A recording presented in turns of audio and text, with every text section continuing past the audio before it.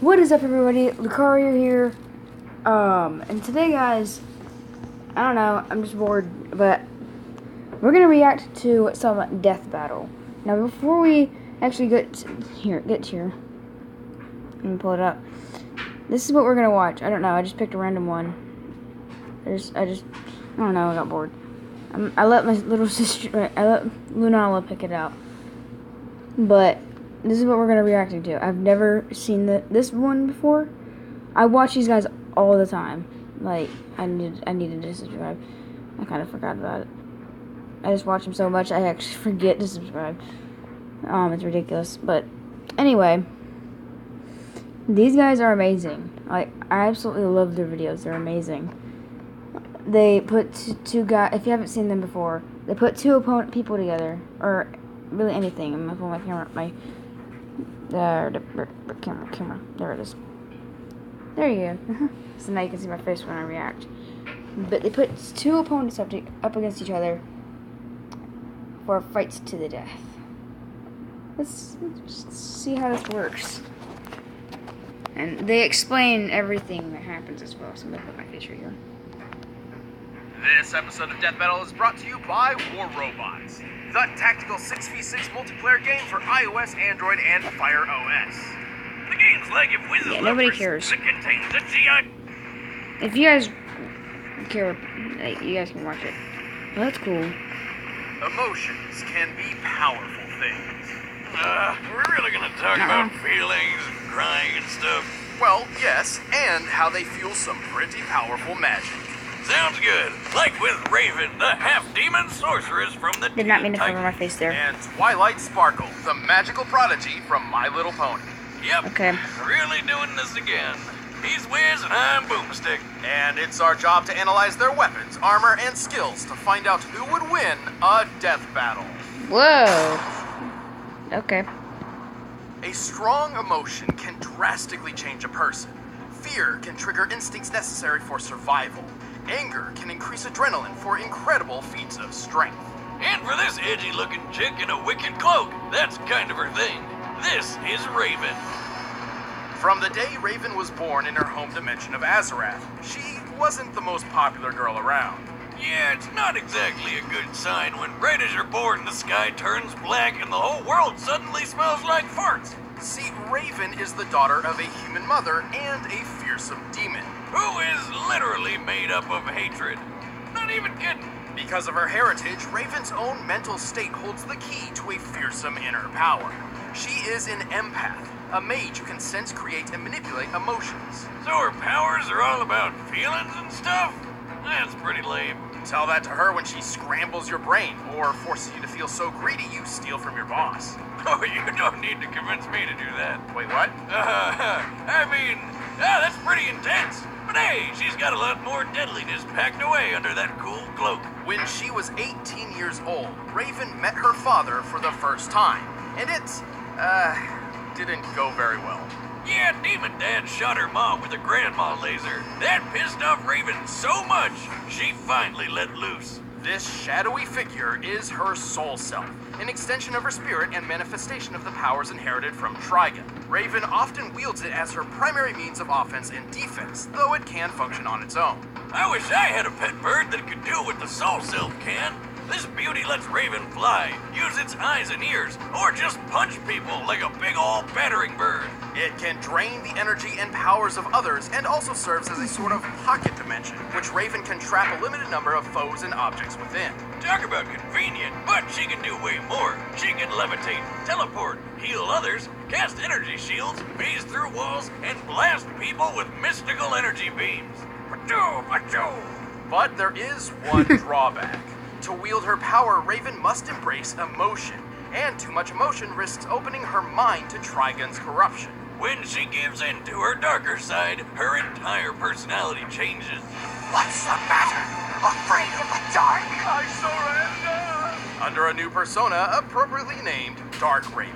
Dark Raven is stronger, tougher, and freakier than your everyday Raven. She can shoot lasers from her eyes, disintegrate stuff with her hand beams, and shapeshift. And her soul self is so powerful, it can wipe most people off the face of the earth in an instant. However, Dark Raven's incredible capabilities are a double-edged sword. By tapping into her father's demonic powers, she risks transporting Trigun himself to the living realm, kickstarting devastation across the universe. Kickstarting? Wonder what the tier rewards are like for that. Pledge $20 and get an autograph from Satan. Thankfully, she has been able to free herself from Trigun's control, granting her unlimited access to her own magical abilities. Sometimes she even wears white to celebrate the occasion. Or is that just for her wedding with Beast Boy? Oh wait, that never happened. These comic books reboot way too often for any relationships to actually have lasting consequences.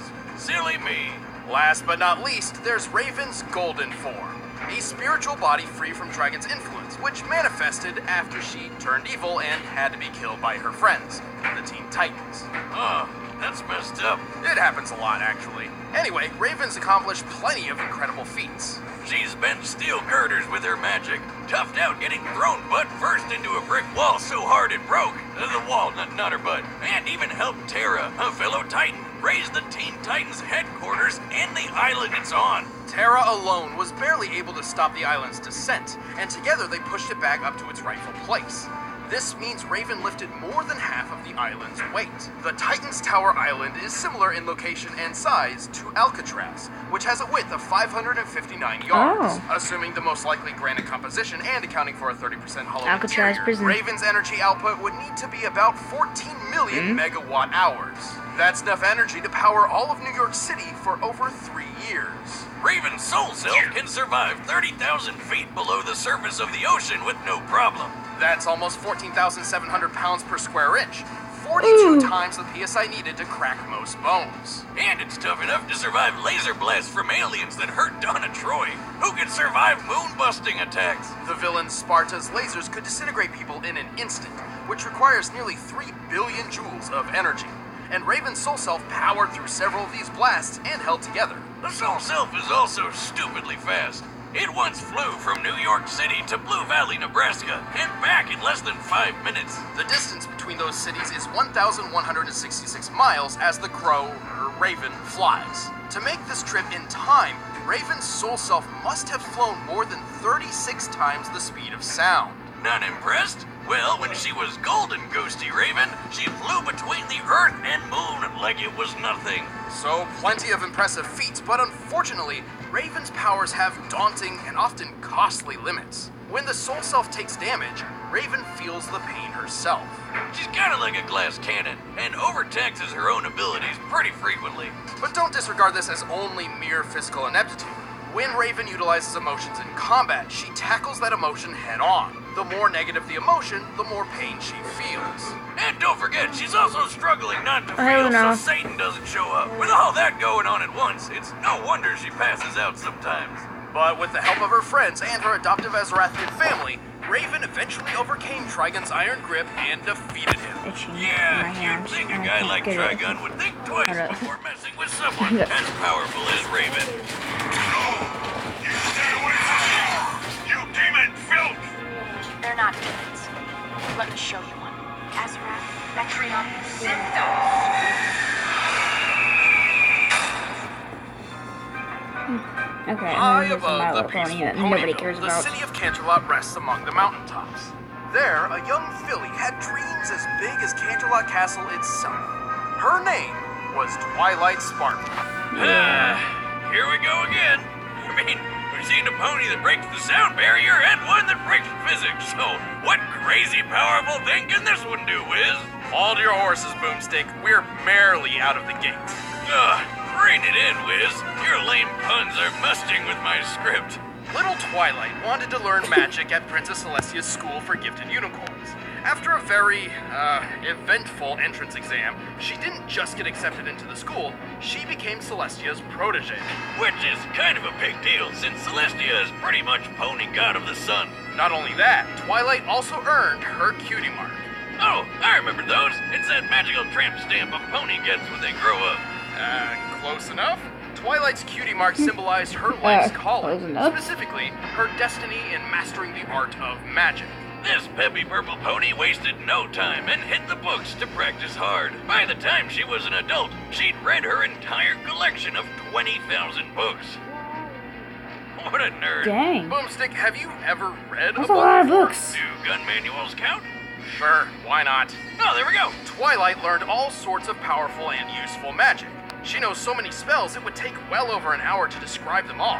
Her memory is so crystal clear, she can recall a complex spell after a mere glance. But here's some highlights. She can move stuff with her mind, shoot concussive energy blasts, raise magic shields, and rapid-fire teleport. She can manipulate gravity, ignite things on fire, freeze others in place, walk on clouds, and even mastered the transfiguration spell. As a filly, she turned her own parents into plants. Talk about weird.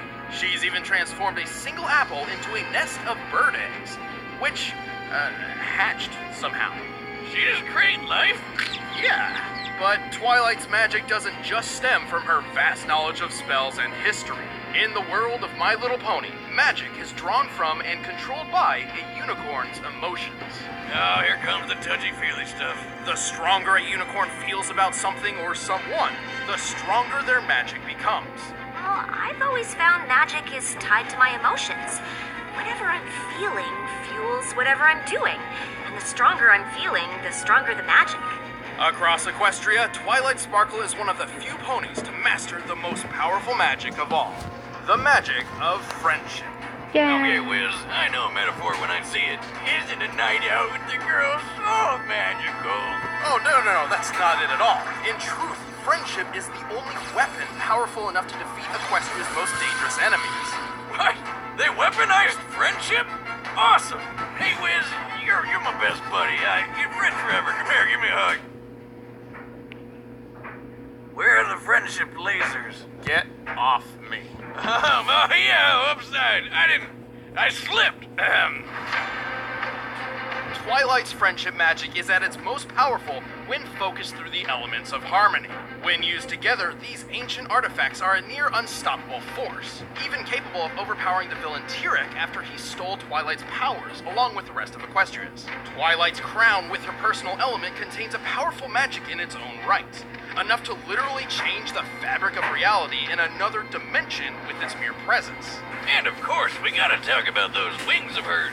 She was born a unicorn, but after completing an ancient spell about, what else? Friendship, she transformed into an alicorn. A mix between a unicorn and a pegasus, and a chance to sell just a whole ton more merchandise. It's a good thing, too. Alicorn magic is leagues more powerful than a plain unicorn's, and Twilight needed the extra boost to defend Equestria as its newest princess.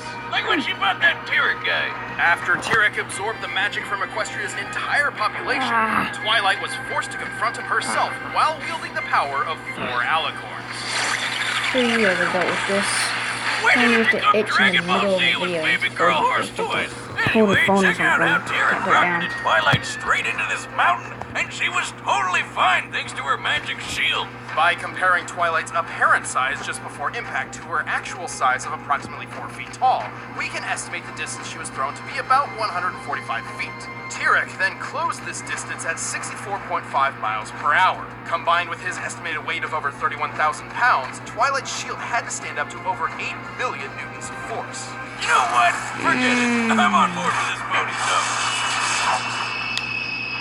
Twilight is tough enough to survive bombardment by anvils and pianos, fast enough to fly over 300 miles per hour without using any spells, and even strong enough to lift and carry a rock weighing 4.5 tons. Her telekinesis is strong enough to lift a 340-ton bear and even uproot this giant flower tree thing. And with the other alicorn's magic, she can move the sun and the moon. Okay, yeah, friendship power's way better than expected. However, if Twilight has one glaring weakness, it's her unwavering neurosis. Oh, you mean how she's obsessed over staying organized, and if one small thing goes wrong, she totally loses it? Yes, she has a, well, difficult time dealing with unexpected stress. More often than not, she even makes bad situations worse before starting to fix them. But hey, when push comes to shove, Twilight Sparkle pulls her weight and more. You have no magic. You're wrong, Tyrek. I may have given you my alicorn magic, but I carry within me the most powerful magic of all. The magic of friendship. All right, the combatants are set. Let's end That's this what he debate sounds once like. and for all. Prepare your loins for MeUndies.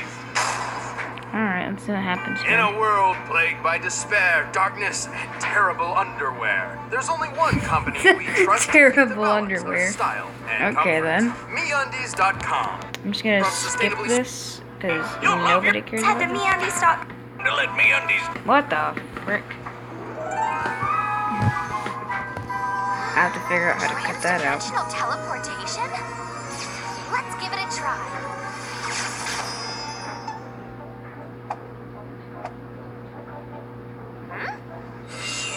Saw nothing.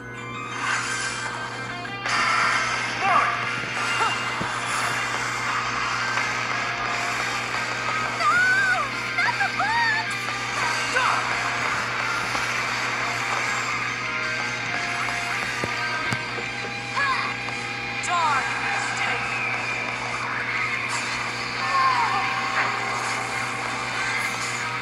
Oh no, not again!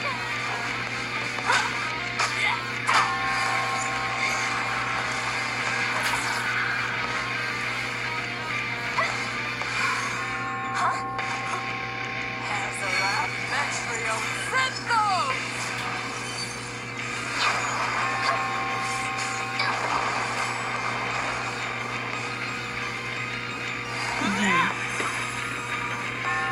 Jeez. Is that all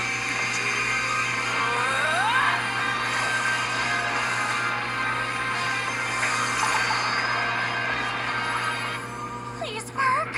I want it. I need it. It's mine.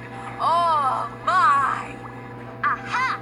Now I've got you right where I want you.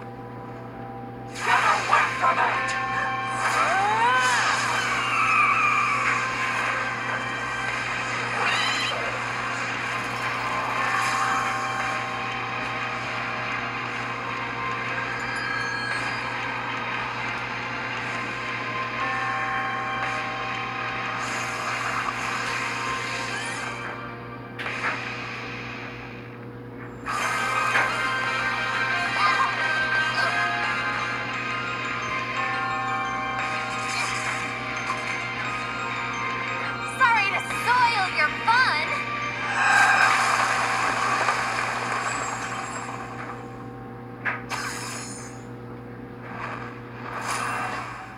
Well, that was odd.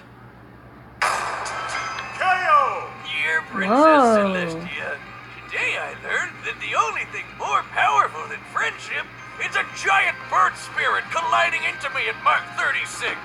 This was a tricky one. Both Raven and Twilight possess numerous spells and techniques that could end the other quickly and easily.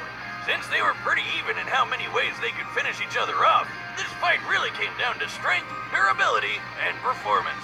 First of all, it's pretty obvious Raven's telekinesis has been shown to be much stronger than Twilight's. But Wiz, what about when Twilight moved the sun and moon? That's when she had the magic of Princess Celestia and Luna, and it's well established that only their specific type of magic can move those celestial bodies. So, you're saying you want us to move the sun and the moon? Well, I do it myself, except I don't have your magic. With her own magic, Twilight has never shown anything close to the kind of force Raven used to lift the Teen Titans Tower. Raven had the durability advantage too.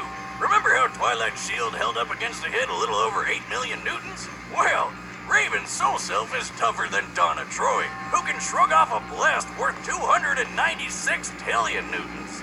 That's Tillion. 16 more zeros, in case you're wondering. And don't forget, Twilight had the power of 4 alicorns at that time. The shield wouldn't have saved her from Raven's soul self anyway. Not only could it absorb Twilight's powers and emotions, and not only was it capable of operating while Raven was unconscious, but it also made a mean dive bomber. Raven's soul self could fly at speeds exceeding Mach 36. Since it's often been used as a battering ram to hit enemies, we know it has mass, but not exactly how much. That's amazing. However, given its size, strength, and durability far exceeds Raven's own, its mass is likely greater than hers.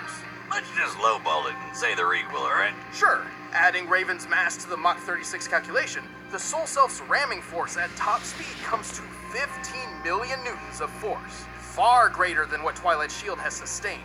Ain't no pony walking away from that. Plus, Twilight's positive attitude meant Raven didn't have to even worry about pain when using her emotions against her. While they may have matched each other in spells and skill, Raven's more powerful traits and exceptional Soul Self earned her a hard-fought victory.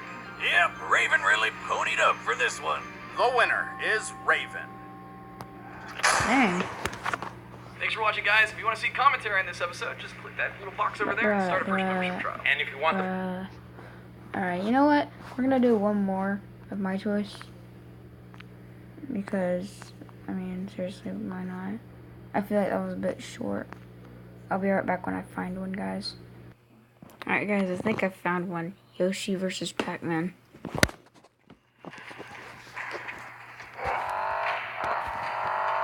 You never forget your first race. And you never back down from the next. You're the brotherhood of muscle.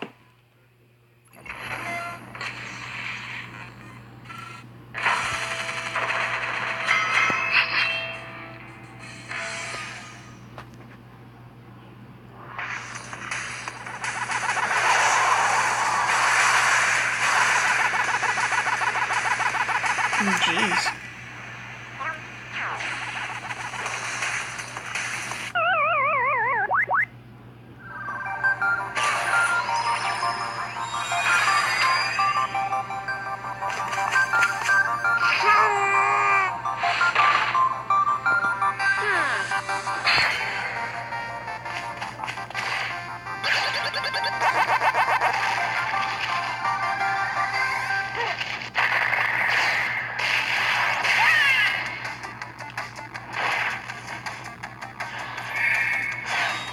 Here we go!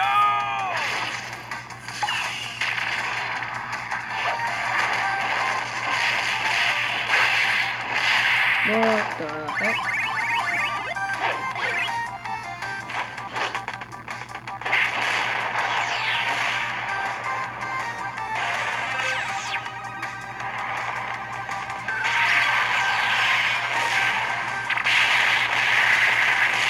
Jeez. Painful.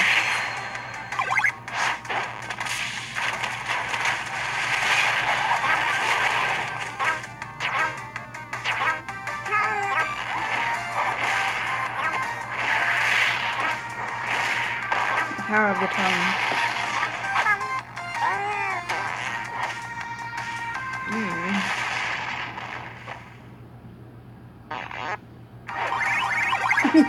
What was that?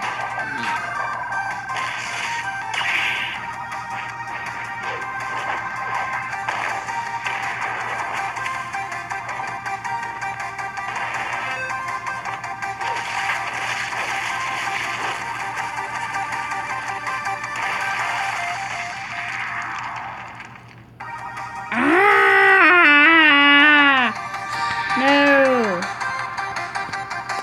DBX, I need to remember that. Anyway, that was cool though. I like the DBX ones. You know what? DBX. So, DBX.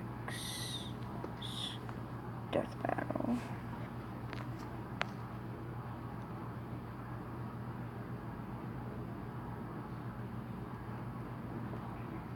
Ooh, Batman vs. Scorpion. Let's see.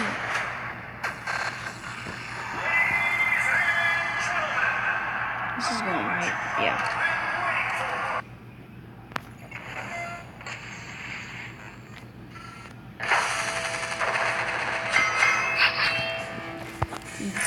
I've reached the container yard, Alfred.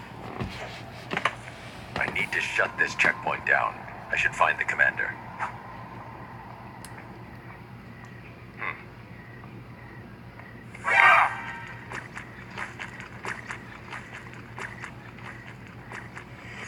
Someone's been busy.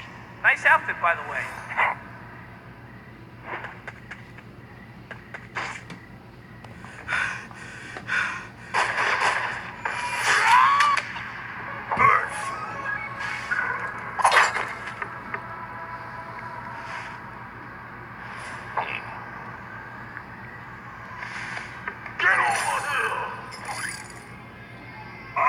Nothing, that's new.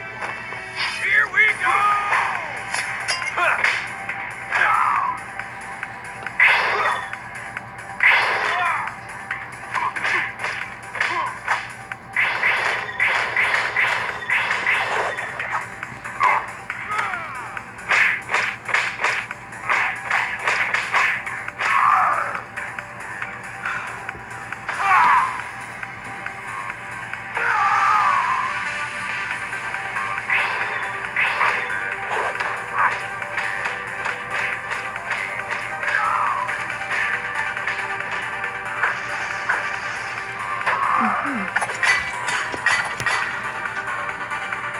I will spare not this day.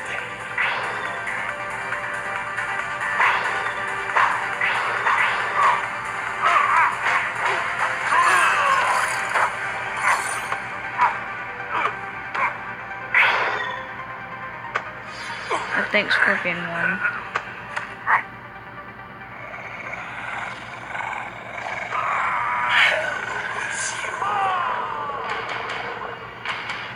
Yeah, I know it. I know it's gonna be Scorpion that wins.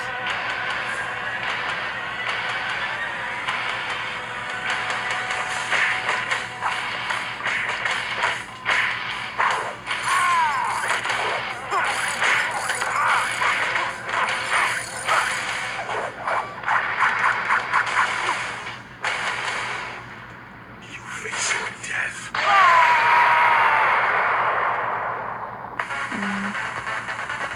Yeah, understandable.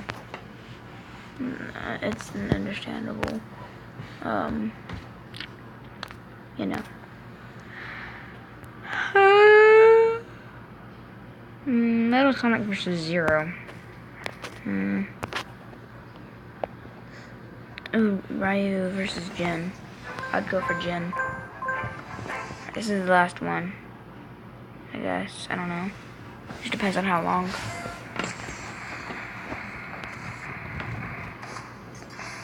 Here we go. Everyone has different reasons for studying martial arts. For personal honor, to improve health, And for kicking the crap out of the other people, like with Ryu, the wandering world warrior of Street Fighter. and Jin Kazuma, the power-hungry martial arts master of Yeah. Tekken. He's Wiz and I'm Boomstick. And it's our job to analyze their weapons, armor, and skills to find out who would win a death battle. He's the hero the world never knew. His name means prosperous, plentiful, and abundant. He is the Wandering Warrior. He is Ryu. That's a pretty epic introduction for a hobo. Orphaned at a young age, Ryu was adopted by the martial arts master Goken. Under Goken's training and beside his fellow student Ken Masters, Ryu was trained in the art of Ansatsuken. AKA the Assassination Fist. This ancient fighting style was specifically designed for murder, which automatically makes it the best martial art ever. Well, Goken actually taught Ryu a slightly altered variant of the Ansatsuken. Inspired by karate, kenpo, and judo, Goken's version was a generally non-lethal one. Oh, lame. But the deadly side of the martial art lived on in Goken's brother, Akuma, who would ultimately prove to be Goken's downfall. One day, Ryu and Ken returned to their dojo to find their master dead. Kind of. He got better later. But Ryu didn't know that, so he swore to wander the earth perfecting his abilities until he could take down Akuma himself. With the Ansatsuken style, Ryu is a master at close-quarter combat. With such techniques as the Shoryuken uppercut and the flying hurricane kick, he can take down most foes in mere seconds. He's like a living helicopter of pain, but he can also use his ki as a weapon, firing a fireball of energy from his palms. Say it with me, Hadouken! Goken's version of the Ansatsuken also taught Ryu several defensive techniques, including the skill to parry most other attacks with precise timing. And with all these awesome powers of whooping ass, Ryu eventually made his way to the World Warrior Tournament. With his skills, Ryu quickly reached the top of the competition. Yeah. For the title of World Warrior, he faced his toughest opponent yet, Sagat. Who ended up beating the shit out of him. But Sagat was surprisingly a pretty good sport, so when he thought the fight was over, he offered Ryu a hand up. And in that moment, something dark swelled from within Ryu's consciousness. A force so fierce and destructive, he couldn't contain it. And he lashed out. With an enraged shout and an explosion of blood, Ryu emerged as champion over Sagat's near-dead body. Ryu's dark side had been unleashed. This was the Satsui no Hado. A violent inner force so extreme, its name actually means surge of murderous intent. If I ever knowingly father a child, I know what I'm naming him. Under the influence of the Satsui no Hado, Ryu falls into an uncontrollable rage known as Evil Ryu, where his physical and spiritual power skyrockets. He can even teleport and No. use Akuma's favorite technique, the Shun Goku Satsu, which literally translates to instant hell murder. Okay, shit, now I gotta have 2 kids that I care about. The Shun Goku Satsu, or the Raging Demon, is a fatal move which attacks the very soul of its victims with the gravity of all their past sins. To make them die 1,000 deaths. But while the Satsui no Hado is a manifestation of Ryu's dark side, he has achieved balance with the light. This is called Mu no Ken, or the power of nothingness. Wait, that doesn't make any sense. What's he gonna do with nothing? By focusing on mental and spiritual refinement and detachment, Ryu has achieved the ultimate state of being. This begets a power strong enough to match and even surpass the Satsui no Hado. Oh yeah, that's how Goken survived Akuma's hell murder attack. And now Ryu's got the same power. Look at him go. With all this power, Ryu's performed some incredible feats. Aside from winning the World Warrior Tournament, he's dodged bullets, destroyed skyscrapers, and survived Balrog's Gigaton blow. Yeah, remember him from that boxing match we did? He's strong enough to kill an elephant in 1 punch. Ryu is so tough that he's survived getting impaled. And when he goes evil mode, he can just walk through gunfire. He's strong enough to lift this enormous boulder over his head. By estimating the boulder's volume compared to Ryu's height and assuming a sandstone composition, we can determine it must weigh at least 36 tons. Plus, there's a guy sitting on top of the boulder, and he's lifting his own boulder. Man, Oro's cool. While Ryu's fighting record isn't perfect, his wins far outnumber his losses. He's defeated his friend Ken, the dictator M. Bison, and even a genetically engineered super warrior named Seth. But those were just pit stops compared to his frequent battles with Akuma. And if you don't know, Akuma shattered an island with a single punch, split Ayers Rock in half in Australia, and jumped to the ocean's surface from 4,000 feet below in 3 seconds, while destroying a submarine. That's about 3,000 miles per hour, by the way, and I guess he just powered through the bends. Yeah, he's definitely final boss material. And so, years after Akuma's attack on his foster father, Ryu faced him for the final time. And with the power of Mu no Ken on his side, Ryu was victorious. All in a day's work for everyone's favorite Street Fighter. You had the power to actually defeat that beast. Now show it to me. This power is not your defeat. This is the power to push forward. If you met Jin Kazuma when he was just a boy, you wouldn't figure he'd grow up to be one of the most dangerous men to ever live. Unless you already knew about his super deadly and super crazy family. Jin was raised by his single mother, who taught him the Kazuma family-style martial arts after his father abandoned them. Story of my life. No, really, those training days with Mama Boomstick were some of the best times of my life. One day, Jin's mother sensed a great evil approaching. She told him that if anything were to happen to her, he should seek out his grandfather, Heihachi Mishima. Right on cue, a big-ass ogre showed up and attacked him. When Jin came to, his mom and Shrek were nowhere to be seen. Don't you hate it how moms are always right? Thankfully, it wasn't too difficult for Jin to find Heihachi. Yeah, he's super rich and has a really tall building. Kinda hard to miss. So rich, in fact, that Heihachi owned a multinational conglomerate empire with its own banking, weaponry, military forces, and, just for kicks, a martial arts tournament. Whoa! Why didn't Mom tell him about this? Time to collect on those missing Christmas presents, Granddad. Well, she also forgot to mention that Heihachi is a terrible father who's obsessed with throwing his own son off cliffs. Nobody's perfect, I guess. Regardless, under Heihachi's guidance, Jin trained and perfected the Mishima Ryu fighting style. With 2 types of martial arts mastered, he's got all sorts of techniques that can pack a punch. Such as the flash punch combo and the electrically charged lightning screw uppercut. Or his famous 10-hit combo chain. Once he gets you stuck in his flurry of punches and kicks, you're not going anywhere until he finishes you off with a classic dragon uppercut. With these talents and a thirst for revenge, Jin entered his grandfather's King of Iron Fist tournament. There, he came face to face with the ogre once again. But instead of, interrogating him to find out what happened to his mother, Jin just killed him. Nice job, stupid. There goes the only lead you had. Yeah, nothing tastes better than sweet, sweet revenge.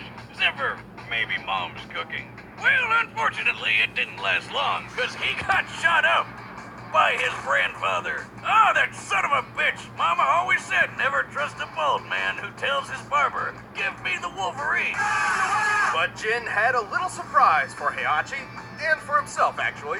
Thanks to his family line, he has inherited the dreaded and parasitic Devil Gene, which turns him into a flying, laser-shooting demon person. Now that's one genetic disorder you can sign me up for. Good news then. I've been working on an artificial digestible version of the Devil Gene myself. Oh yeah? That happened to be the chewy fruit candy in the blue bucket. What did you do? Well, my dog Jack Spaniels was wandering around scrounging for food as he does, and I was wondering why he suddenly grew horns and wings. You've got to be shitting me. Anyway, compared to his base form, Devil Jin's strength, speed, and durability are better than ever. Devil Jin is strong enough to throw people dozens of feet and even smash them through walls. For this instance in particular, he's pushing Heihachi through the limestone wall of an Aztec pyramid. To do this, Jin must have struck the wall with force equal to at least 10 tons per square inch. Hell, Jin is stronger than this guy called Raven, who can toss around this giant war robot named Nancy. When compared to real-life robots of similar size and accounting for additional weaponry and gear, this machine should weigh anywhere between 15 to 30 tons. Also, Jin is fast enough to dodge bullets and fly into orbit.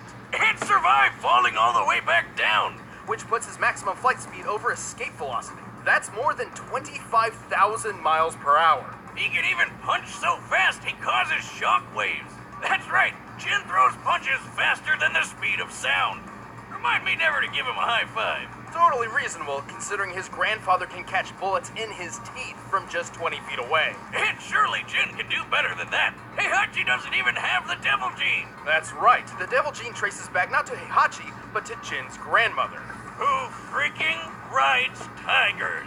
As a result, Heihachi's son Kazuya inherited the Devil Gene and passed it on to Jin. Kazuya's powers are basically the same as Jin's, and he's shown just how far the devil form can go. He shot a blast powerful enough to erupt a volcano and survived a satellite laser straight out of Independence Day.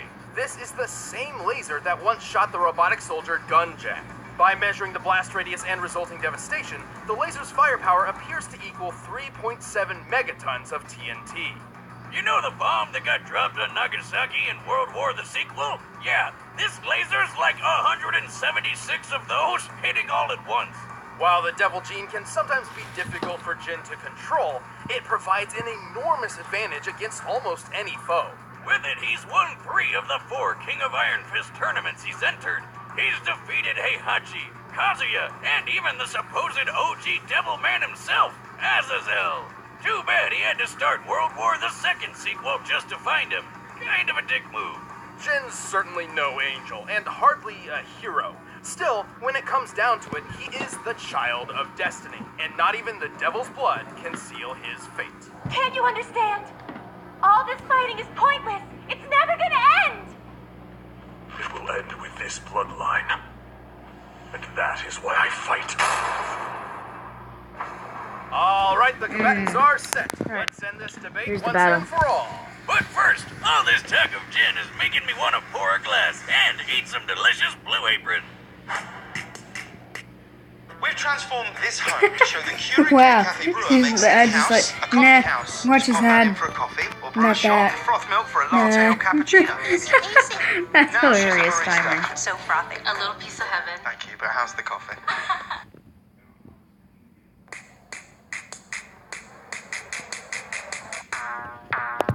Mushroom steak.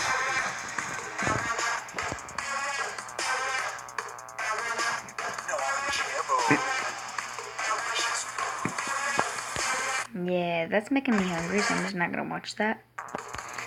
Meals free at Blue. I'm literally staring at my face right now in the camera. Okay, we're good. Our death battle, so.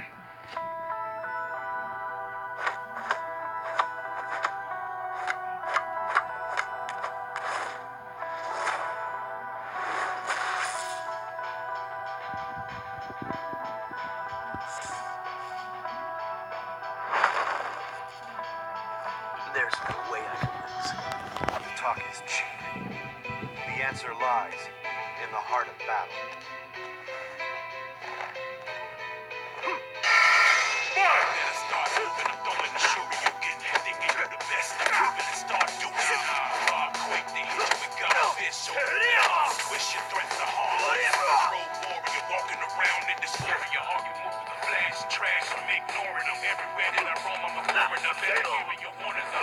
This is good animation.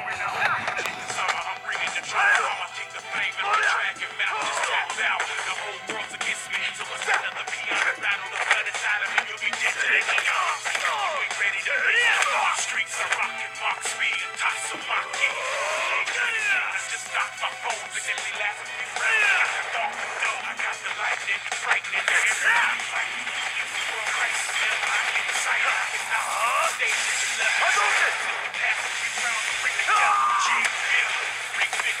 Trigger, get big quicker.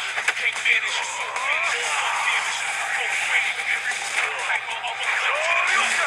Tear your life up. It's the war. Clear your hands. Time to go. You can do better than that. Come on. I shall show you. Get out of my way.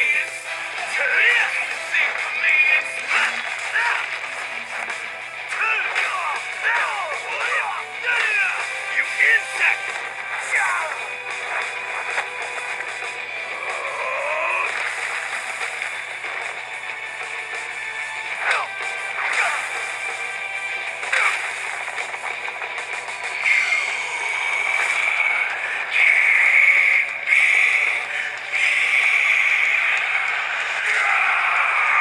I just realized they both have like a devilish kind of thing.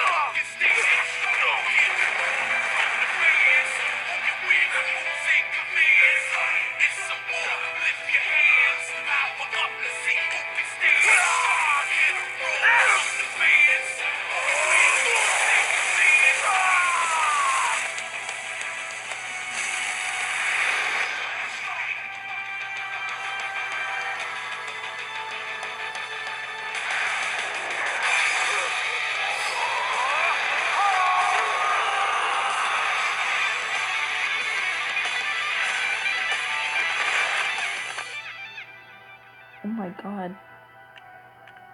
I walk the path of the true warrior. KO! Oh!